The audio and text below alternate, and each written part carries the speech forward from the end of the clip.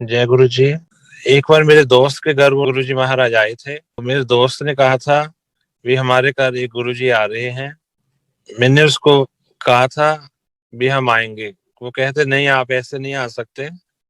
गुरु जी ने कहा है आपने मुझे एक लिस्ट बनाकर देनी है, जिसको मैं इजाजत दूंगा। उसने लिस्ट बनाकर दी, तो गुरु जी का हम शुक्राना करते हैं। उस लिस्ट में हम भी पास हो गए। पहली बार महाराज के दर्शन मलेरकोटला में हुए थे। उसके बाद 96 में मेरी मैरिज हो गई थी। गुरु जी की कृपा से हम रेगुलर जा रहे थे, आ रहे थे। तो शादी के बाद वाइफ को एस्थमा हो गया। हमें नहीं पता था एस्थमा क्या होता है। फिर बेटी का बर्थ हुआ 97 में। बेटी को भी एस्थमा हो गया। एस्थमा बहुत ज्यादा था। हर समय हम हॉस्पिटल में रहते थे। वाइफ को सांस नहीं आता था। जब वॉशरूम जाना होता था तो आधा घंटा पहले वो रोने लग जाती थी। भी अगर मैं बेड से नीचे पाँव रखूंगी तो मुझे सांस नहीं आएगा। हम बहुत ही ज्यादा टेंशन में थे। हर इंसान आपको बिना मांगे रह देता है। मेरे पेरेंट्स को भी कहा गया आपका ये अकेला लड़का है, एस्टमे का कोई इलाज नहीं है, आप इसको छोड़ दो। तो मेरे से बात हुई, तो मैंने कहा नहीं, ये कभी भी नहीं हो सकता। कोई भी इंसान नहीं चाहेगा भी मैं बीमार हो जाऊं। तो मुझे तो गुरु महाराज उस समय भी देख रहे थे भी इसकी इंटेंशन क्या है। तो मैंने कहा नहीं नहीं, ऐसे नहीं हो सकता भी, ऐसे नहीं हो सकता। तो हम गुरु जी के चरणों में रेगुलर जाते रहे। वाइफ को और बेटी को इतना ज्यादा एस्थमा की प्रॉब्लम थी, अगर बेटी कोई भी चीज खा लेती थी, ठंडी चीज या कोई कोल्ड ड्रिंक या कोई दही का चमचा, तो रेगुलर 1 वीक उसकी खांसी आती रहती थी। मेडिसिन लेने के बाद भी उसका कोई असर नहीं होता था। तो वाइफ को कई बार मैं रात को 2 बजे भी हॉस्पिटल लेकर गया। कहने का मतलब हम नर्क में चले गए थे। 2001 की बात है। हम दुगरी में थे। गुरुजी खड़े हुए थे दुगरी में। तो लंगर चल रहा था, गुरुजी सामने खड़े होकर देख रहे थे। तो बेटी ने कहा, क्योंकि उस समय 4 साल की थी, बच्चों की जिद होती है हमें जो भी मिले हम खाएं। तो उसने कहा भी दही प्रसाद में था, भी मुझे ये दे दो कौली भर कर। तो मैंने मना किया, तो एक सेवादार ने कहा कोई बात नहीं, प्रसाद है। तो गुरुजी सामने खड़े थे। मैं गुरुजी को बेनती की, गुरुजी की निगाहें बेटी की तरफ थी। उसने वो दही की कौली खा ली। तो शाम को गुरु महाराज का फोन आया। उन्होंने कहा वकील की कुड़ी का कल्याण कर देता आज। विश्वास करना, गुरु जी का इतना शुक्रिया है। आज तक उसको कभी खांसी नहीं हुई, कोई एस्थमा नहीं हुआ। ऐसे ही बेटी के बाद वाइफ का एस्थमा भी गुरु जी की मेहर से ठीक है। वाइफ का कलर बिल्कुल डार्क हो गया था मेडिसिन खाकर। बेटी का भी। इतनी ब्लेसिंग है, एक तंदुरुस्ती लख नियामत। हम बहुत ही ज्यादा सेटिस्फाइड हैं। हमारा हर पल, हमारा ये हर सांस गुरु जी को समर्पित है, और उनकी ही कृपा से ये सब कुछ चल रहा है। बहुत बार गुरु जी की कृपा से हमें उनके चरणों में जाने का मौका मिला। ऐसे ही 2004 की बात है। रेगुलर हम जा रहे थे। 2004 में मुझे हार्ट की प्रॉब्लम आ गई थी। तो जब हार्ट, मैं फरीदकोट से आया था 10 साढ़े 10 बजे।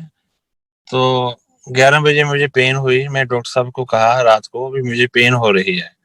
कहते आप जल्दी आ जाओ। तो डॉक्टर साहब मुझे हॉस्पिटल ले गए। उन्होंने मुझे ट्रीट किया। 1 बजे वो कहते जाकर सो जाओ आप, और मुझे रिंग करना घर पहुंचकर। मैंने रिंग की, कहते अभी सो जाओ। मैं सो गया। सुबह 8 बजे उठा, 8:15। तो मेरे पेन फिर बहुत ज्यादा स्टार्ट हो गई। तो मैंने डॉक्टर साहब को फोन किया, मेरी पेन बहुत हो रही है। कहते जल्दी आप आ जाओ। तो मैं जल्दी जल्दी पहुंचा। उन्होंने मुझे 5-6 इंजेक्शन दिए और जल्दी कहा डीएमसी हीरो हार्ट में ले जाओ। उसी समय मुझे डीएमसी लुधियाना ले गए। फिर मैंने वहां पर एक मेरे दोस्त थे, उनको कहा कि मुझे आप गुरुजी के चरणों में ले चलो, मुझे यहाँ डर लगता है। वो कहते कोई बात नहीं। फिर मुझे उन्होंने एक गुरुजी का छोटा स्वरूप दे दिया। ये 5 अगस्त 2004 की बात है। तो 7 अगस्त को 2 स्टंट डाले गए। तो 2 स्टंट डालने के बाद सारे मुझे मिलकर चले गए। उस समय मेरे ध्यान है, मैंने कहा भी वहां एक सिस्टर खड़े हुए थे इमरजेंसी में। मैंने कहा वो सामने डॉक्टर साहब खड़े हैं, मुझे उनसे बात करनी है, बुला दो। उसके बाद मुझे याद है मेरी आंखें बंद हो गई, जो पल्स चलती होती है वो बिल्कुल प्लेन हो गई। तो अब मुझे नहीं पता, मालिक को पता है मुझे कब होश आई। तो जब होश आई तो डॉक्टर आपस में आर्ग्यू कर रहे थे भी आपने बहुत बड़ा लॉस कर दिया है, आपने संभालने की पेशेंट की। तो फिर मेरा एक पाँव हिला, तो एक डॉक्टर की निगाह पड़ी, उसने कहा ये हिल रहा है। तो वो मेरे पास आए, मुझे ऐसे लगे जैसे कुएं से आवाजें आ रही हैं। कहते आपका नाम क्या है? तो मैं चुप रहा। फिर कहते आपको सुनाई दे रहा है, आपका नाम क्या है? मैं कहा आप कहाँ से आई हो? तो मैंने कहा भी मैं मलेरकोटला से आया हूँ। तो डॉक्टरों ने आपस में बात की भी इसका माइंड तो ठीक चल रहा है, चलो जल्दी ऑपरेशन थिएटर लेकर चलते हैं। वहां लेकर गए और सारी मेरी जो सेटिंग थी वो की। और नेक्स्ट मॉर्निंग जब घर वाले आए तो डॉक्टरों ने बताया भी ये आपका पेशेंट 10,000 पेशेंट में से एक है जो इतनी दूर जाकर वापस आ गया है। अपने आप सोचो, अपने आप देखो, अगर कोई इंसान की डेथ हो जाए तो उसको कौन जीवित कर सकता है? भगवान ही उसके माथे की लाइनें दोबारा लिख सकता है। ये हमारे गुरु जी भगवान हैं, महाराज हैं। गुरु जी की ब्लेसिंग इतनी ज्यादा है, हम सोच भी नहीं सकते। तो मेरा जो हार्ट था बहुत वीक हो गया था, तो मेरी रिकवरी बंद हो गई थी होनी। तो जो पेशेंट मेरे से पहले आते थे वो रिकवर होकर आगे चले जाते थे। तो एक डॉक्टर मेरे पास आया, कहने लगा आप मेले में घूमने आई हो, क्या आपने ठीक होकर जाना नहीं है? मैं चुप कर गया, अब मैं क्या कह सकता था।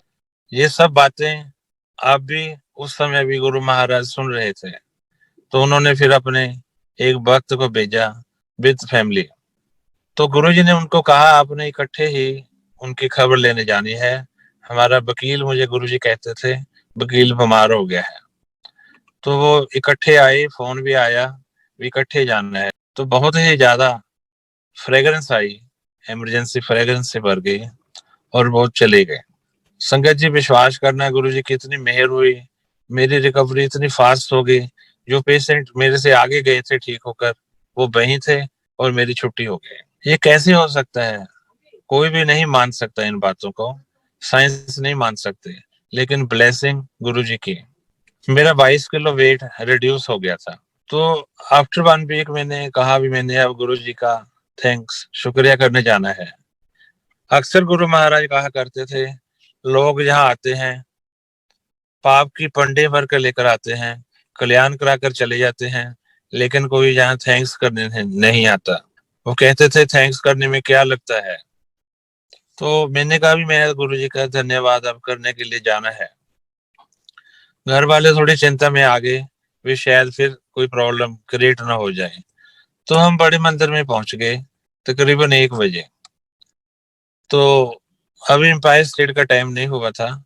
तो वहां पर ये डॉक्टरों ने मुझे मना किया था भी ये चीजें आपने नहीं खानी, जैसे समोसा, टिक्की, गोलगप्पे। तो एक गुरु जी का भगत 3-4 बजे वो लेकर आ गया समोसे, टिक्की, गोलगप्पे। मैं गुरु जी का प्रसाद समझकर सारा कुछ खा गया। शाम को हम एम्पायर स्टेट गए तो दरवाजा बंद था। बाहर फिर हम बैठे 10-15 मिनट।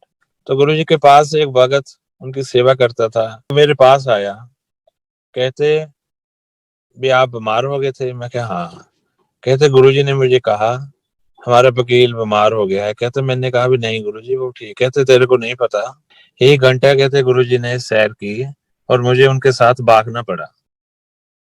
तो कहाँ कहाँ गुरुजी आपको दिखाएं, उनकी ब्लेसिंग चल रही है रेगुलर। इंसान शक के घेरे में आ जाता है क्योंकि कलयुग है, नेगेटिविटी ज्यादा है।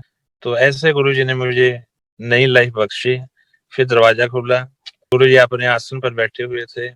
गुरुजी का मैं शुक्राना किया। तो गुरुजी, एक उनके लेफ्ट हैंड पर आंटी बैठे हुए थे। तो गुरुजी ने उनको कहा आंटी सत्संग सुन ले, इत्थे सारा कुछ प्रैक्टिकल होता है, यहाँ हर ब्लेसिंग प्रैक्टिकल है। तो गुरुजी ने मुझे कहा 2 मिनट में आप इनको सत्संग सुनाओ। तो मैंने सत्संग सुनाया गुरुजी का। भी ऐसे गुरुजी ने मुझे नई लाइफ दी है और मैं गुरुजी का शुक्राना किया आपने मुझे नई लाइफ दी है। हर वीक हम गुरुजी के चरणों में होते थे। कई बार गुरुजी हमें 4-4 दिन बड़े मंदिर में रख लेते थे, कई बार संगत के घर भी भेज देते थे। तो ऐसे गुरुजी की मेहर चलती रही रेगुलर। एक बार गुरुजी का जो लंगर का सामान था वो मैक्सिमम ज्यादा कर पंजाब से जाता था, तो हमें कहा गया भी कुछ सामान लेकर आना है गुरुजी का। तो हम गाड़ी में सामान लेकर गुरुजी का आ रहे थे, तो एम्पायर स्टेट से 2 किलोमीटर पहले हमारे आगे एक गाड़ी आई। वो बड़ी जोर से उन्होंने ब्रेक लगाई, तो हमने भी बहुत जोर से गुरुजी की मेहर से ब्रेक लगी, लेकिन पीछे हमारी गाड़ी बहुत जोर से हिट की। गाड़ी इतनी जोर से हिट की कि जो जो चाबी है की थी वो बिल्कुल 90 डिग्री ऐसी टेढ़ी हो गई। तो मैंने कहा गाड़ी सारी टूट गई। तो पीछे जाकर देखा, महाराज की इतनी ब्लेसिंग प्रैक्टिकल, गाड़ी को पता ही नहीं भी कोई गाड़ी बीच में लगी है, लेकिन उसकी गाड़ी 100% पीछे वाले की टूट गई थी। और वो मैडम थी, अपने ड्राइवर से लड़ रही थी, वे इसको कितनी बार कहा है गाड़ी धीरे चलाया करो। तो फिर रेगुलर हम गुरु चरणों में जाते रहे, बड़े मंदिर में बैठते रहे। तो पहले जो लंगर था गुरु जी का वो बड़े मंदिर से बनकर जाता था। तो जो लंगर कोई बच जाता था तो फिर वापस बड़े मंदिर में आता था। पहले हम एम्पायर स्टेट में लंगर करते थे गुरु चरणों में, फिर जो बच जाता था फिर हम बड़े मंदिर में लंगर करते थे। एक दिन की बात है, ऐसे मन में आया, ब्रेकफास्ट भी हम बड़े मंदिर, क्योंकि 4 दिन रहते थे, तो मैंने मन में आया भी आज मैं मन भर कर लंगर करता हूँ। तो 22 चपाती उस दिन मैं लंगर की खा गया। तो 22 चपाती खाने के बाद थोड़ा सा पेट लगा भी मुश्किल, थोड़ा टाइट हो गया, लेकिन गुरुजी ने उसका जवाब दिया। जो आपका 22 किलो वेट रिड्यूस हो गया था, वो मैंने 22 चपाती लंगर कराकर आपका वेट रिकवर किया है। कोई भी पेशेंट हार्ट का हो, वो साइकोलॉजिकल ठीक नहीं हो सकता, उसके अंदर ये कुछ ना कुछ रहता है, लेकिन गुरुजी की इतनी मेहर है, आज तक भी मुझे 1% कभी महसूस नहीं होने दिया गुरुजी ने। और मैं कभी भी डॉक्टर के पास नहीं गया। तो ऐसे गुरुजी के पास में बैठा था, गुरुजी कहते 15 साल में आपने एक बार जरूर चेक कराना है, डॉक्टर के पास जाना है। पहले मैं आपको एक सत्संग और सुनाता हूँ। जब मेरा ये हुआ था, 2 स्टंट डाले गए थे, तो मैं गुरु चरणों में बैठा था। जब गुरु जी के पास मैं बैठा था तो मैं क्या देखता हूँ, गुरु जी ने अपना जो रूप है वो शिव जी के रूप में कन्वर्ट कर लिया था। तो मैं फिर देखता रहा, गुरु जी आप कहाँ हो, आप कहाँ चले गए। तो गुरु जी ऐसे मेरे सिर के सेंटर में एक होल हुआ, उसमें अंदर जाकर फिर वो बाहर आ गए। थोड़ी देर के बाद ये सारा सत्संग गुरु जी ने लाइट और डिम्टी में दर्ज किया हुआ है। उसके बाद शिवजी भोलेनाथ ने एक शेष नाग छोड़ा जो मेरी बॉडी के अंदर एंटर कर गया। वो शेष नाग ने वो जो 2 स्टंट डाले हुए थे वो निकालकर मेरे मुंह के थ्रू बाहर फेंक दिए। तो फिर गुरुजी ने कहा भी ये शेष नाग हमेशा आपकी बॉडी के अंदर रहेगा, आपकी रक्षा करेगा।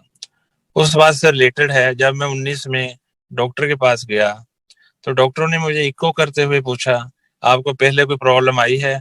मैं कहा हाँ जी। अब साइंस के मुताबिक उनको बताना जरूरी था। कहते क्या प्रॉब्लम आई है। मैं कहा ऐसे मेरे 2 स्टंट डाले गए थे। कहते कब डाले गए थे। मैं कहा 2004 में। अब विश्वास करना गुरुजी की, गुरुजी देख भी रहे हैं, हमारे बीच में भी हैं। तो डॉक्टर ने कहा स्टंट तो इसमें कोई है नहीं, ये गुरुजी की महिमा है। हर बात, हर गुणगान गुरुजी का सच है। एक बार दुगरी का मंदिर बन रहा था, संगत सेवा कर रही थी, तो गुरुजी को उन्होंने कहा भी गुरुजी भी हमें कार के बिना हमारा काम नहीं चलता, आप कार दे दो। क्या गुरु महाराज के पास किस चीज की कमी है। तो उन्होंने कहा चंडीगढ़ से वकील की गाड़ी मंगाओ। मैं आज भी बहुत लक्की समझता हूँ इस बात के लिए, गुरुजी ने हमें इस लायक समझा। तो गाड़ी वहां 6 महीने रही। तो कोई भी काम होता था गुरुजी कहते थे भी उसको साथ लेकर जाना। जैसे लुधियाना जाना था, मैं यहाँ से बस में जाता था, जो भी उनके वॉशरूम गुरुजी के, जो भी चीज पसंद करनी होती थी, फाइनल टच गुरुजी देते थे। वहीं बैठकर वो आपके दिमाग को अपने मुताबिक चला लेते हैं। आज भी गुरुजी की यही महिमा है। अगर गुरुजी चाहें तो कंफ्यूज भी कर देते हैं। तो उनके चरणों में बिल्कुल नमस्तक होना, जितना हम सरेंडर करेंगे उतनी ब्लेसिंग हमें मिलती रहेगी। तो ऐसे ही एक बार गुरुजी ने ड्यूटी लगी हमारी राजस्थान जाने के लिए। मकराना हम मार्बल लेने गए, तो जो उसकी मेजरमेंट थी वो मेरे से करवाई गई। तो जब सारा हिसाब किताब हो रहा था पैसे का, तो मैं साइड पर जाकर खड़ा हो गया। सारा हिसाब किताब हुआ तो मालिक ने कहा भी मैं 1 रुपया भी लेस नहीं करूंगा। तो वो मेरे पास आगे कहते आप बात करो। मैं कहा मैं क्या बात करूं? कहते नहीं, वो तो 1 रुपया नहीं कम कर रहा, इतना सामान ले लिया हमने। तो फिर मैंने उसको कहा हम गुरुजी की सेवा करने आए हैं, हम कोई बिजनेस नहीं करने आए, हमारी रिक्वेस्ट है आप रेट ठीक करो। तो ऐसे गुरुजी की मेहर हुई, उसने कॉपी और पेंसिल मुझे पकड़ा दी। कहते ये लो, जो आप कहोगे वो ही होगा, इसमें मेरा कोई रोल नहीं है, ये सिर्फ गुरुजी की ब्लेसिंग। तो हमने कहा हम जैनुन कहेंगे आपको। तो जो कहा उसने वो ही मान लिया। ये सब गुरुजी की मेहर है। 5 लाख रुपया हमारे पास कम हो गया था। तो वो कहते कोई बात नहीं, ले जाओ, कोई भी आपको बाहर जाओगे कोई भी बिना पैसे के सामान नहीं देगा, ये है सिर्फ गुरुजी की महिमा है। तो फिर हम वहां से चले, सीधा एम्पायर स्टेट पहुंचे गुरु चरणों में। गुरुजी उस समय भक्ति कर रहे थे, वो ऐसे ही उठकर आ गए। जब वो उठकर आए तो उनके निक्कर पहनी हुई थी और टी शर्ट। वो बड़े खुश हुए, कहते आप आ गए? हाँ जी गुरुजी। तो उन्होंने हमें लंगर कराया, चाय प्रसाद हमारे पास खड़े रहे। तो बहुत गुरुजी की ब्लेसिंग है। गुरुजी हर इंसान के सेंटिमेंट्स का बहुत ध्यान रखते हैं। आप हम सोच भी नहीं सकते, गुरुजी इतना प्यार हमें करते हैं, करते थे, जैसे पेरेंट्स होते हैं उससे भी ज्यादा करते हैं। लेकिन हमें महसूस करने की जरूरत है, ब्लेसिंग को हमें समझने की जरूरत है। हम देखो जब से हम गुरु चरणों में आए हैं, हमारी टेंशनें गुरुजी खुद खींच कर ले जाते हैं। यहाँ पर गुरुजी कहते थे आप ज्यादा दिमाग लगाते हो तो मुझे प्रॉब्लम आती है, इसलिए मेरी जो सजेशन है, किसी भी बात पर बिल्कुल दिमाग नहीं लगाना, बस गुरुजी को रिक्वेस्ट करते रहो। और धीरे धीरे सारे रास्ते आपके, आपकी लाइफ के, जो आपको अच्छी चीज है उसके लिए बनाते रहेंगे। अगर कोई छोटी सी प्रॉब्लम भी आती है, वो भी गुरुजी की नॉलेज में होती है, वो भी धीरे धीरे अपने आप ठीक कर देते हैं। तो एक बार गुरुजी ने सुधा आंटी, जहाँ गुरुजी एम्पायर स्टेट में रहते थे, उनको कहा भी आप मेरा नाम लेकर भी उसको पालमपुर लेकर जाओ। तो सुधा आंटी के साथ हम पालमपुर गए। तो मैं आपको बता ही नहीं सकता, महसूस ही किया जा सकता है। सुधा आंटी ने हमें इतनी रिस्पेक्ट दी, इतना प्यार किया, जैसे एक माँ करती है। तो फिर आंटी कहते मैं आपको एक प्राचीन मंदिर है बैद्यनाथ का, वहां लेकर चलती हूँ। तो आंटी हमें वहां ले गए।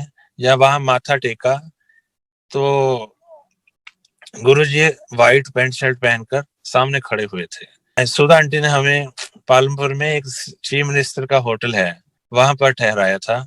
बहुत ही हमारा इन्होंने ध्यान रखा, हमें मार्केट में घुमाया, हमें वहां पर चाय के बाग हैं वो दिखाए।